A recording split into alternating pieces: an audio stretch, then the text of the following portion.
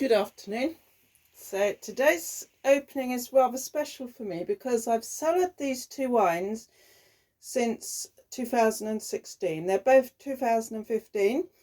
They're both Italian. Well, that is to say one of them isn't Italian, but it sounds Italian. Yeah, I think it comes into the Italian bracket. So this one is Valpolicella, and it's called Bartolomeo Lorenzi, Rosso Veronese. And the guy was an important figure in the history and a poet. And it says, characteristic notes of top Venetian reds with black cherry, forest fruits, Christmas spice, and dark cocoa. That should be really nice. That's 14%. It does not tell me what the grapes are, and I have long since forgotten if I knew, but this is Carignano, Portoflavio, and this one is particularly remarkable. Liquid silk, ripe, smooth, generous, positively bursting with black cherry and damson.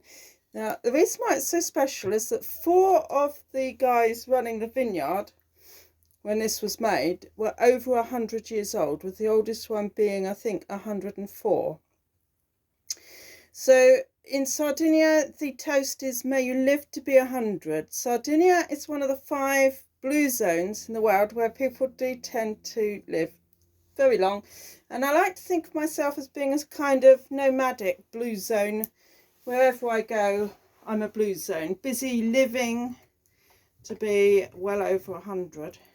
So I hope you share this with me and continue to live to well over 100 yourself.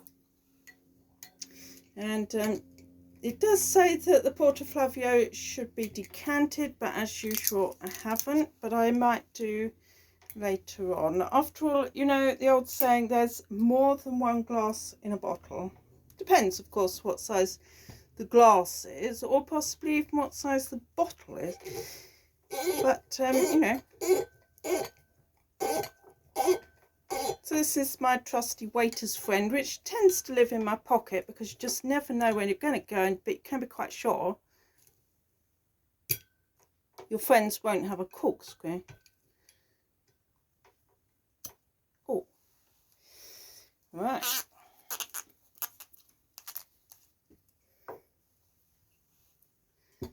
So, you know, stabbing a guess at the grapes in this one, we might have some Sangiovese. That's your typical Chianti.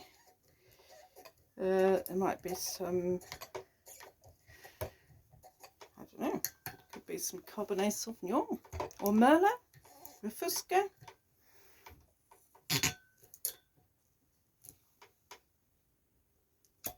Whoa, now look at that one.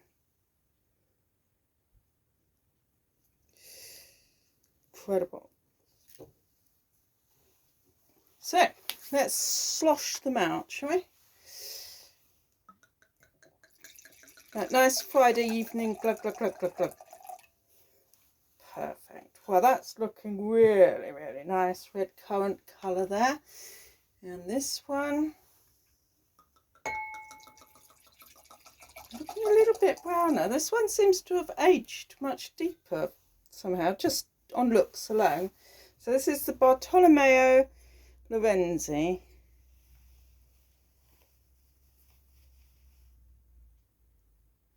Sort of opaque. Big, big bursting nose, full of promise there.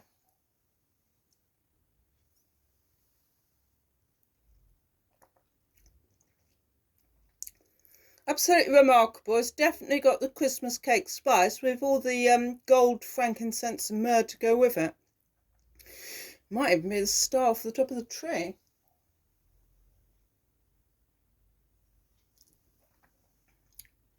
Fantastic. Yeah, you definitely got big black cherry and damson. There's a fair bit of leather. Some forest mulch. Deep bramble. Rose hip. This one's looking a little bit darker in colour.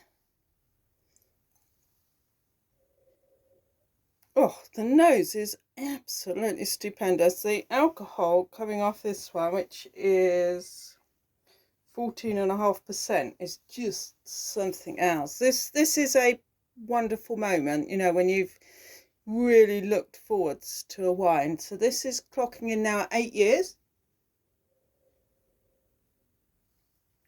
Whew. Sweaty old saddle leather, forest bark, and graphite pencil shavings.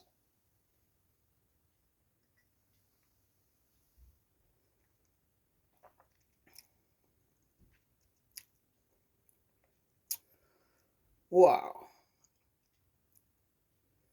It's one of the most remarkable, balanced, blended, but really massive fruit, but massive, massive spice I've ever had. You see what happens when you live to be 100. And these vines are set in the sandy soil meters from the Mediterranean.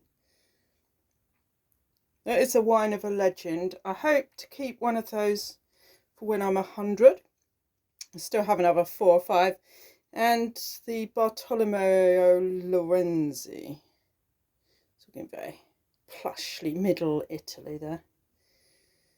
These are definitely, you know, they would grace a Christmas table, no doubt whatsoever. They are fantastic sort of Thanksgiving or, you know, going into the winter wines. Well, I do feel I'm going into the winter and I'll be just absolutely fine with these. Huge damson mocha, just liquid ruby really.